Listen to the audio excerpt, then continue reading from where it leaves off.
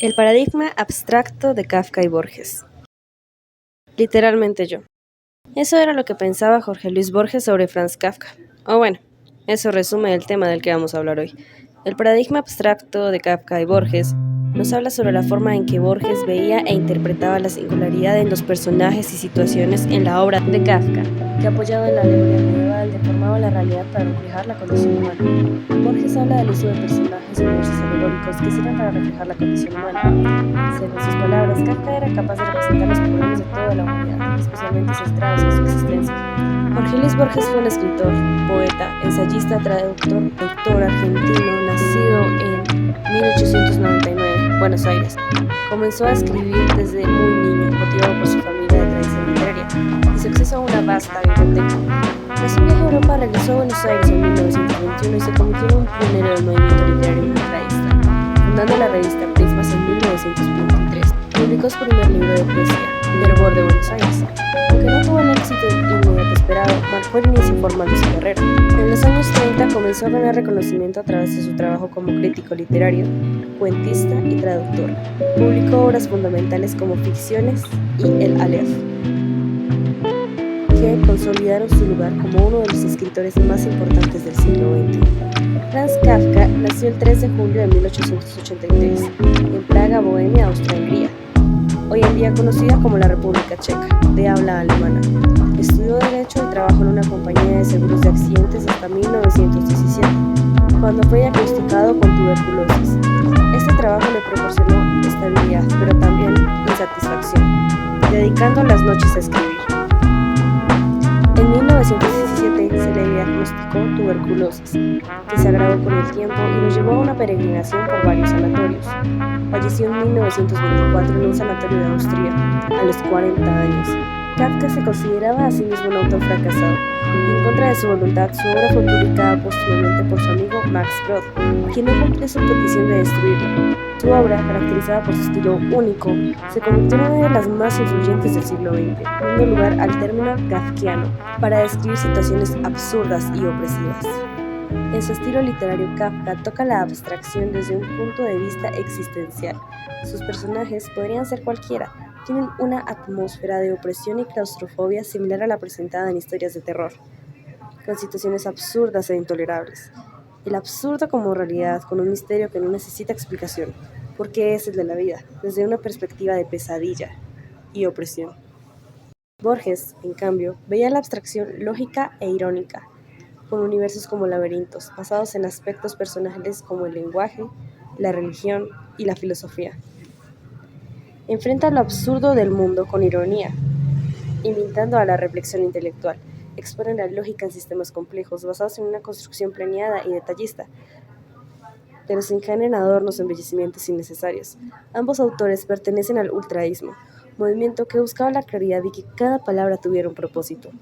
Sus estilos literarios. Kafka es un autor que habla del infinito, lo patético, una manifestación a través de la angustia existencial, la alienación y lo absurdo de lo cotidiano. En sus historias, los personajes son incapaces de salir de su situación. Es inevitable como el destino. Además, estos son deshumanizados o marginados.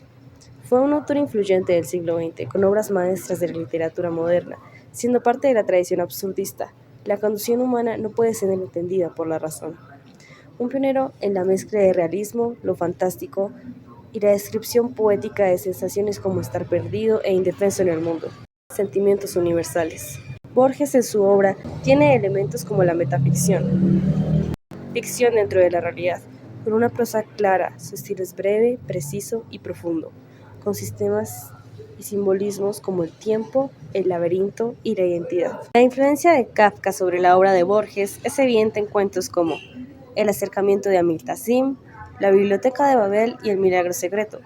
Comparten la relación desesperada con un orden superior inentendible. Borges habla del uso de personajes y universos alegóricos, que sirven para reflejar la condición humana. Leyó las 3 novelas de Kafka, más de la mitad de sus cuentos, fragmentos publicados y algunos de sus cuadernos.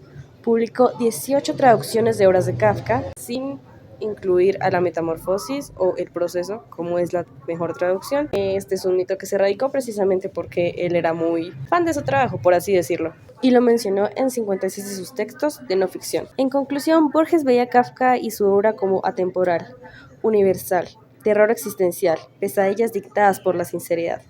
Se reflejaba en él intelectual y estéticamente, estableciendo temas que trascendían su contexto original. Mi opinión personal. En mi opinión personal, el paradigma abstracto de Kafka y Borges busca darnos un resumen de cómo era que Borges veía e idolatraba con justa razón la obra de Kafka. Se reflejaba en él, sentía que lo comprendía.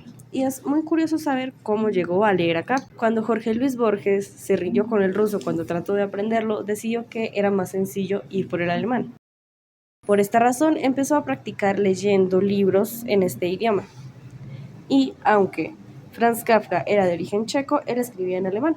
Cuando Jorge Luis Borges empieza a leer a este autor, se da cuenta de que a pesar de que sus limitaciones en el lenguaje animal todavía son muy grandes, no solamente puede comprenderlo, sino que no solamente puede comprenderlo a nivel literal, sino implícito. Puede ver el mensaje tras su obra. Con mi manera de verlo también sería muy curioso porque si hicieran otra versión de la metamorfosis de Kafka, otra nueva versión cinematográfica adaptando la obra, sería muy parecido a lo que se hace hoy en día con el terror psicológico, porque siento que sería un enfoque más interesante, más divertido de ver. Bueno, divertido no, más, más actual, digamos. Que es precisamente la razón por la que decidí dejar esta película de origen ruso de fondo. Y es que siento que deja ver de forma más explícita lo que probablemente buscaba Kafka con esta obra, que era mostrar la enfermedad, cómo llega la enfermedad a una familia en una persona que empezó siendo fuerte, por así decirlo, útil, y que de forma indescriptible, casi Lovecraftiana, quiere esta maldición y liberación al mismo tiempo. Finalmente, cuando Gregor muere, es que puede estar libre. Tanto él como su familia descansan en paz de este maleficio. Y es triste y a la vez lamentable que tuvieran que llegar a ese punto, el punto en el que él dejó de ser útil y por lo tanto querido y validado. Un reflejo de muchas enfermedades y cómo llegan a las familias. Si te gustó este video y te gustaría ver más, dale like y suscríbete.